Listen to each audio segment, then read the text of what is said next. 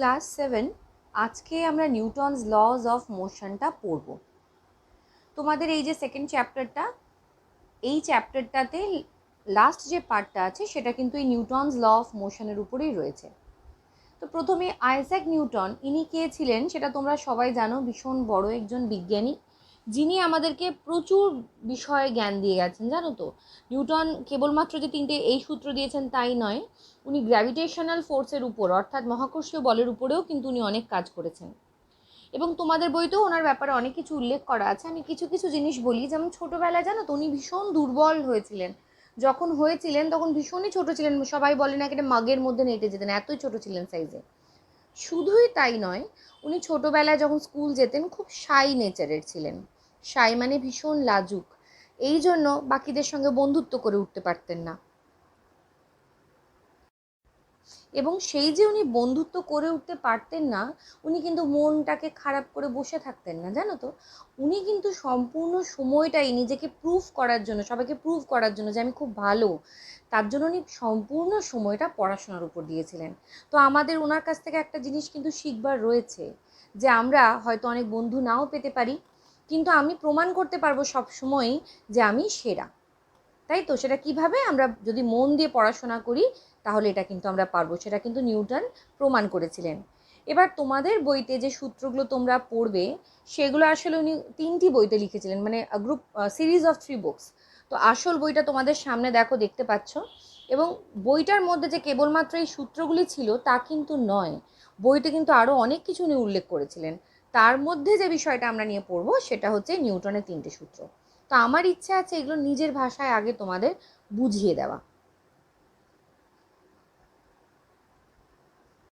তো আমি নিজের ভাষায় কেন বোঝাতে চাইছি, বইতে অনেক কিছু দেওয়া আছে, সেগুলো আমরা রিডিং পড়বো একটু একটু করে। তার আগে প্রথম এই লগুলো কিন্তু আমাদের সঙ্গে ভীষণভাবে কানেক্টেড। অর্থাৎ নতুন কিছু তুমি কিন্তু পড়ছো না, তুমি যা জানো সেটাকেই কিন্তু আমরা বিজ্ঞানে পড়ছি। অর্থাৎ তুমি ভালো মতনই জানো, তোমার স্কুলে বা তোমার বাড়িতে যেসব জিনিস স্থির একটা জায়গায় রাখা থাকে, the things which are kept at rest in your house or in the school, তারা কিন্তু নিজের থেকে সে জায়গা ছেড়ে যায় না। মানে তুমি তাদের সরিয়ে নড়িয়ে না দিলে, অবশ্যই নন লিভিং থিংসের কথা বলছি, তাদের তুমি সরিয়ে নড়িয়ে না দিলে তারা কিন্তু সেই জায়গাতেই থেকে যাবে। অর্থাৎ বাইরে থেকে যদি আমরা কোনো ফোর্স অ্যাপ্লাই না করি, তাহলে একটা বডি কিন্তু যদি রেস্টে থেকে থাকে সে কিন্তু রেস্টেই থেকে যাবে। এবার মোশনে থাকলে কি ঘটনা ঘটবে সেটাও আমাদের বুঝে নিতে হবে। মোশনে থাকলেও বিষয়টা একই রকম, কিন্তু আমাদের আরেকটু অন্যভাবে ভাবতে হবে। সো গতিশীল বস্তুর ক্ষেত্রে কি ঘটনা ঘটে? গতিশীল মানে the bodies which are in motion, তাদের ক্ষেত্রে তারা যদি পার্টিকুলার স্পিড নিয়ে চলতে শুরু করে, আর যদি ওদের কেউ বাধা না দেয় বা ওদের কেউ এক্সট্রা ফোর্স অ্যাপ্লাই না করে, তাহলে তারা কিন্তু ওই স্পিড নিয়েই আজীবন ইনফিনিটি অসীম সময় ধরে চলতে থাকবে। দ্যাট মিনস বাইরে থেকে যদি আমরা ফোর্স অ্যাপ্লাই না করি, তাহলে যে বস্তু রেস্টে আছে সে সারা জীবন রেস্টে থেকে যাবে, মানে ইনফাইনাইট সময় অবধি রেস্টে থাকবে। আর যে বডি মোশনে আছে in straight line, obviously in straight line, সে কিন্তু সব সময় ওই স্ট্রেট লাইনেই ইউনিফর্ম স্পিড নিয়ে চলতে থাকবে, মানে একই স্পিড নিয়ে চলতে থাকবে। এটা খুব সাধারণ একটা আমাদের জ্ঞান। সো তোমার ঘরে টেবিল বা চেয়ার তারা কি নিজে নিজে নড়ে বেড়ায়? ভাবো তো, তোমাকে সরাতে হয়। This is the first law. এত কিছু আলোচনার পরে এখন আমরা যেটা করব সেটা হচ্ছে বই থেকে কিছুটা দেখে নেব ওরা কি বলতে চাইছে। তো বইতে নতুন কোনো যে তথ্য দিচ্ছে, যতটা আমি দিয়েছি তার বাইরে তা না, ওরা এখানে দেখাতে চাইছে যে roll a ball on a flat floor, একটা ফ্ল্যাট ফ্লোরে তুমি বল রোল করেছো, আবার সে একই জিনিস, একই বল তুমি গ্রাস মানে কি বলবো ওটাকে, ঘাসের উপর গিয়ে তুমি আবার বলটাকে রোল করিয়েছো। দুই ক্ষেত্রেই কোন ক্ষেত্রে বলটা অনেকটা দূরত্ব গিয়ে থামে, বেশি দূরত্ব গিয়ে থামে, বেশি ডিস্টেন্স ট্রাভেল করে থামে? আমরা দেখতে পাই স্মুথ সারফেসের ক্ষেত্রে কিন্তু বল বেশি ডিস্টেন্স যাচ্ছে থেমে যাওয়ার আগে অবধি। তো প্রশ্ন হচ্ছে, why does the ball fail to travel same distance on the grass as that on the floor? কেন এরকম ঘটনা ঘটলো? একই বল, হ্যাঁ তাকে আমি ছুঁড়েছি, একইভাবে ছুঁড়েছি, কেন এক ক্ষেত্রে কম এক ক্ষেত্রে বেশি? এইখানে একটা জিনিস অবশ্যই বলে দিতে হবে যে দুইটা ক্ষেত্রেই, মানে এইখানেও এইখানেও দুই ক্ষেত্রে তুমি কিন্তু একই ফোর্স নিয়ে বলটাকে ফেলবে। এমন না যে একবারে খুবই জোরে ফেললে আর একবার আস্তে করে ফেললে, তা করলে চলবে না। যতটা জোর দিয়ে তুমি এখানে বলটাকে রোল করিয়েছো ততটা জোর দিয়েই তোমাকে এখানেও বলটাকে রোল করাতে হবে।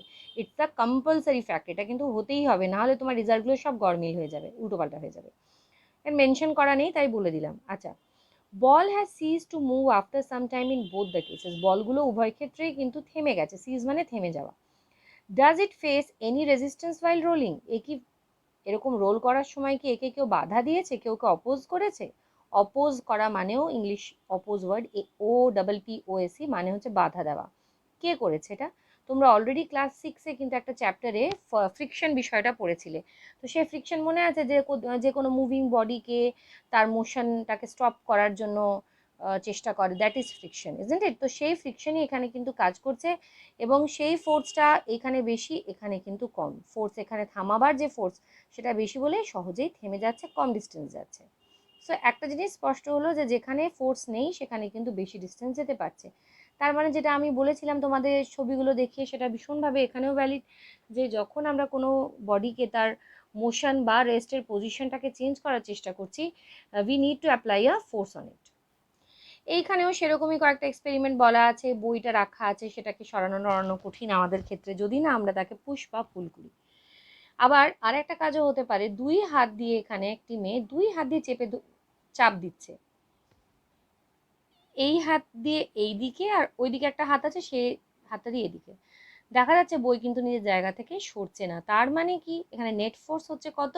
0। নেট ফোর্স কত? 0। কেন? কারণ এদিক থেকেও যতটা দেওয়া হচ্ছে এদিক থেকেও ততটা দেওয়া হচ্ছে, তাই কাটাকুটি হয়ে যাচ্ছে। সো স্যার আইজ্যাক নিউটনের সম্বন্ধে, ইংলিশ সায়েন্টিস্ট ছিলেন, আমি তোমাদের বলেছি ওনার সম্বন্ধে বেশ কয়েকটা কথা, যেটা তোমাদের অবশ্যই তোমাদের লাইফেও তোমরা যখন ওরকম পরিস্থিতিতে আসবে যেমন উনি ছিলেন, আমরা অনেক ক্ষেত্রে গিভ আপ করে দিই বা আমরা ফ্রাস্ট্রেটেড ফিল করি যে আমার সঙ্গে কেউ কথা বলে না আমার সঙ্গে। সো ইউটিলাইজ দ্যাট টাইম, যারা বুকে টাইম নিজের বন্ধুত্ব বেশি করে বা হা হি হি করে দেয়ার স্পেন্ডিং টাইম, ইটস ওকে, ওটাও একটা ফান। কিন্তু যদি না পাও, দেন সবসময় কনসিডার করবে যে তোমাকে নিশ্চয়ই এই যে ফাঁকা সময়টা দেওয়া হয়েছে, বন্ধু বান্ধববিহীন একটা সময় তোমাকে দেওয়া হয়েছে, সেটা কিন্তু ইউটিলাইজ করার জন্য দেওয়া হয়েছে। তোমার জন্য অন্য প্ল্যানিং রয়েছে লাইফে।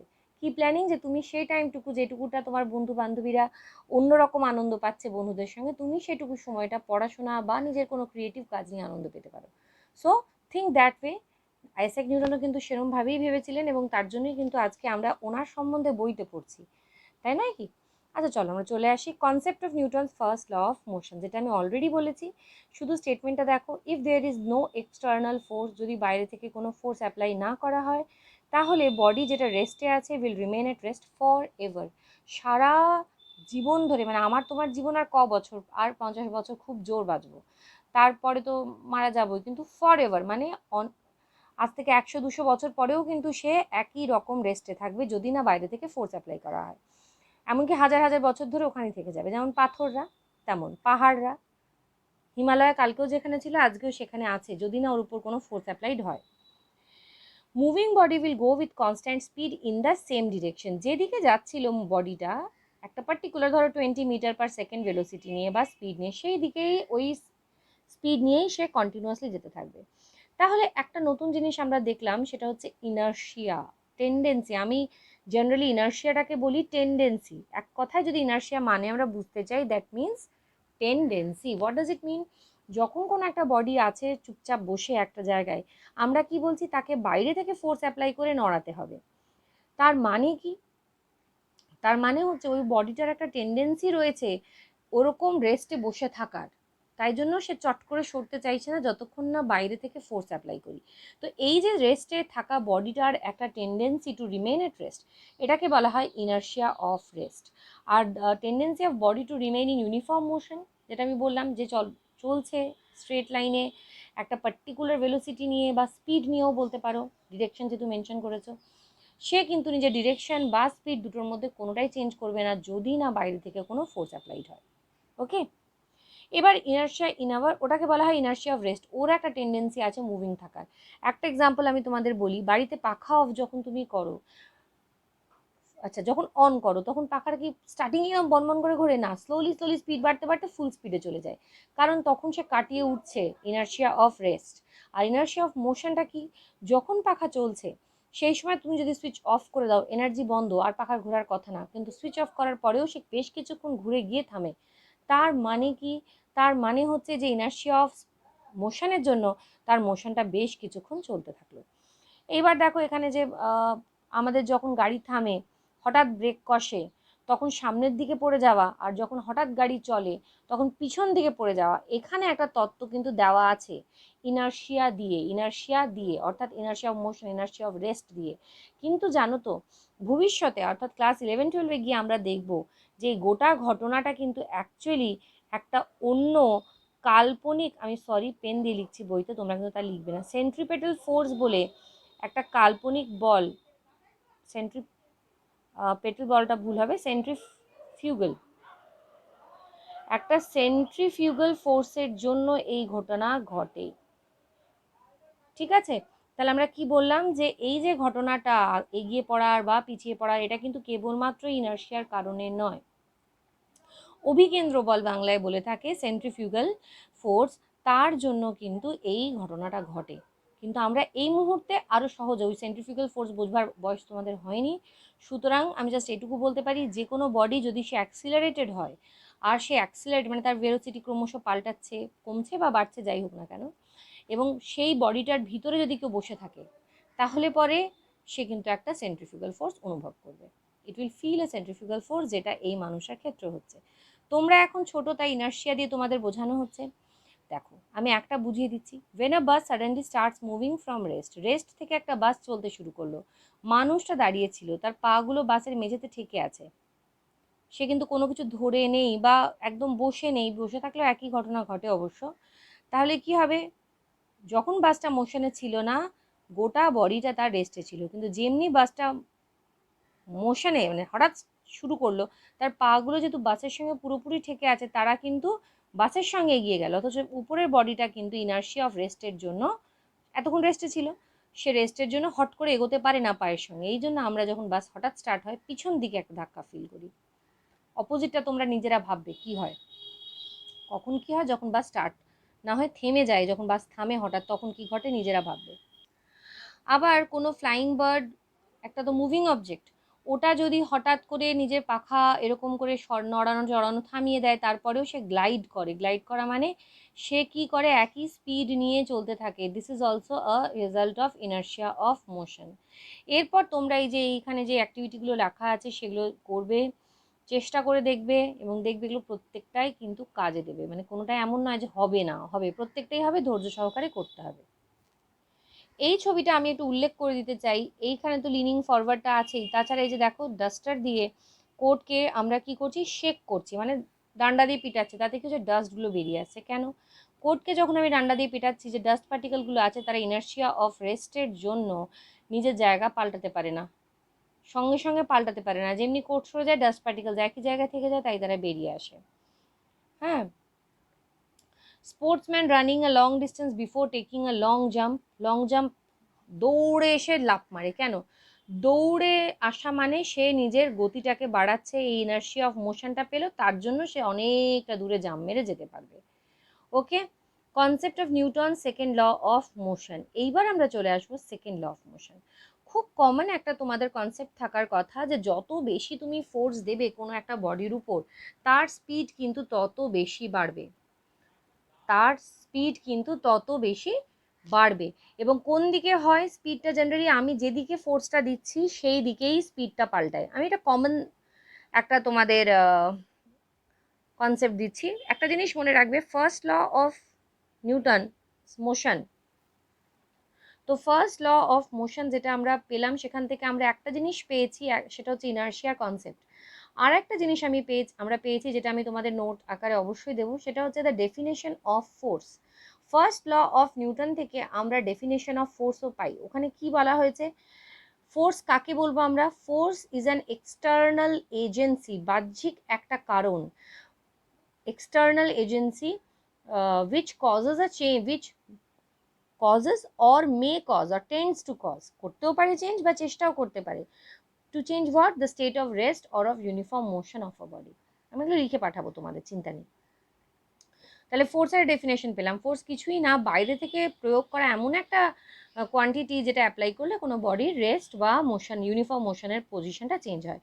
সেকেন্ড ল থেকে আমরা জানতে পারলাম কি, যে Newton second law, it can be said that, কি বললাম, যত বেশি ফোর্স অ্যাপ্লাইড করবে কোনো একটা পার্টিকুলার বডির উপর, অবশ্যই উল্লেখযোগ্য এখানে পার্টিকুলার বডি মানে তার মাস ফিক্সড, তার তত বেশি অ্যাক্সিলারেটেড হবে, তত বেশি তার ভেলোসিটি চেঞ্জ হবে। এটা তো স্বাভাবিক ঘটনা।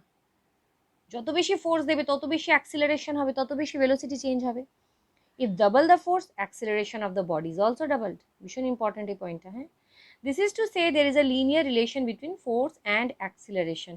এইখানে আমি একটু বলি, লিনিয়ার এই যে রিলেশনশিপের কথা বলা হচ্ছে, what does it mean? Linear relation মানে যদি একটা কোয়ান্টিটি অন্য কোয়ান্টিটির সঙ্গে লিনিয়ার রিলেশনে থাকে, যেমন এখানে ফোর্স আর অ্যাক্সিলারেশন বলা হলো, তাহলে ফোর্স যদি বাড়াই, দুগুণ করি, অ্যাক্সিলারেশনও দুইগুণ হয়ে যাবে। ফোর্স 3 গুণ করলে অ্যাক্সিলারেশনও 3 গুণ হয়ে যাবে। এটাকে বলা হয় লিনিয়ার রিলেশনশিপ। একটা বাড়লে আর একটা বাড়ছে, সমানভাবেই বাড়ছে। এছাড়াও কিন্তু অনেক রিলেশনশিপ থাকে যেগুলো লিনিয়ার নয়, সেখানে কিন্তু ফোর্স 2 বাড়লেও দেখা গেলো অ্যাক্সিলারেশন 2 বাড়ছে না। এটা হয় না। ফোর্স আর অ্যাক্সিলারেশনের লিনিয়ার রিলেশনশিপ। আর একটা হচ্ছে, যেদিকে তুমি ফোর্স দেবে সেই দিকেই কিন্তু অ্যাক্সিলারেশনটা চেঞ্জ হবে। আমি একটা এক্সাম্পল বলি, একটা বল এদিকে আসছিল, তুমি ব্যাট দিয়ে তুমি ব্যাট দিয়ে একে মারলে, তুমি কোন দিকে মেরেছো? এদিকে, তাহলে দেখবে বলটাও কিন্তু এই বরাবরই কোন একটা ডিরেকশনে যাবে। তাহলে যেদিকে ফোর্স দিলে ডিরেকশন, ভেলোসিটির যে চেঞ্জ সেটাও কিন্তু সেই দিকেই হবে। তাহলে একটা জিনিস এখান থেকে আমাদের জানতে হবে, ইকুয়েশনটা, প্রমাণটা তোমাদের হায়ার ক্লাসে গিয়ে আছে। এখন তোমাদের যেটা আছে সেটা হচ্ছে applied force equal to mass of the body into change in velocity in 1 second. এটা গত ভিডিওতে আমি বুঝিয়েছি, change in velocity in 1 second মানে হয় অ্যাক্সিলারেশন প্রডিউসড। সো আমরা একটা নতুন ফর্মুলা শিখলাম, যেটা হচ্ছে F equal to M A. এটা কিন্তু আমি তোমাদের অঙ্ক, বেশ কয়েকটা অঙ্ক করাবো, এরকম অঙ্ক দেবো এবং করে দেবো কয়েকটা, পরেরগুলো তোমরা নিজেরা করবে। তাহলে আমরা কি পেলাম? ফোর্সের ফর্মুলা পেলাম, ফোর্সের মিনিংটা পেয়েছিলাম ফার্স্ট ল থেকে। সেকেন্ড ল থেকে আমরা ফোর্সের ইকুয়েশন পেলাম বা ফোর্সের ফর্মুলা পেলাম। Unit of force in SI system is 1 Newton. তাহলে এখানে ইউনিট অফ জানতেই হবে যে কোনো রাশি শিখলে। তাহলে ফোর্সের এসআই ইউনিট কি? নিউটন। নিউটন মানে কত জানো? মাস ইউনিট লেখো 1 কেজি, আর যদি অ্যাক্সিলারেশন হয় 1 মিটার পার সেকেন্ড স্কোয়ার। তবে আমরা বলতে পারি যে ফোর্স অ্যাপ্লাই করেছো সেটা হচ্ছে 1 নিউটন। আরেকটু গুছিয়ে বলি, 1 কেজির মাসের কোনো বডির উপরে তুমি 1 নিউটন ফোর্স অ্যাপ্লাই করেছো, তাহলে দেখা যাবে তার অ্যাক্সিলারেশন হচ্ছে 1 মিটার পার সেকেন্ড স্কোয়ার। আর ডেফিনেশন অফ নিউটন সেটাও আমি তোমাদের লিখিয়ে দেবো সহজ ভাষায়, এখন মুখে বলে দিই। Newton define 1 Newton of force define করবে কি করে excuse me okay, 1 Newton force define করবো আমরা কিভাবে? যে পরিমাণ ফোর্স 1 কেজি বডির উপর অ্যাপ্লাই করলে 1 meter per second square acceleration তৈরি হয়, তাকেই আমরা বলি 1 নিউটন ফোর্স।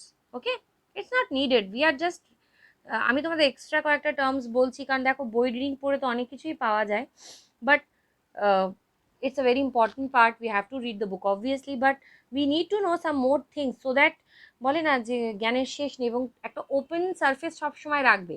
আমি যেটুকু বইতে পড়েছি এর বাইরে আমি ধরবো না বা শুনবো না বা জানতে চাই না, এই জিনিসটা রাখবে না। It will create open ends, আমরা বলি ওপেন স্ট্রিংস। যে কোনো বাড়ি যখন তৈরি হয়, ইমারত যখন তৈরি হয়, লক্ষ্য করেছো কিনা জানি না, সেই ইমারত থেকে জানো তো কয়টা শিক যদি বের করে দেওয়া থাকে, যারা মনে করে যে আমার একতলা বাড়ি আমি পরে দোতলা করব, তারা কয়টা শিক বের করে রাখে, অনেকে পিলার দিয়ে ঢেকেও রাখে আর যাতে কি জং না ধরে।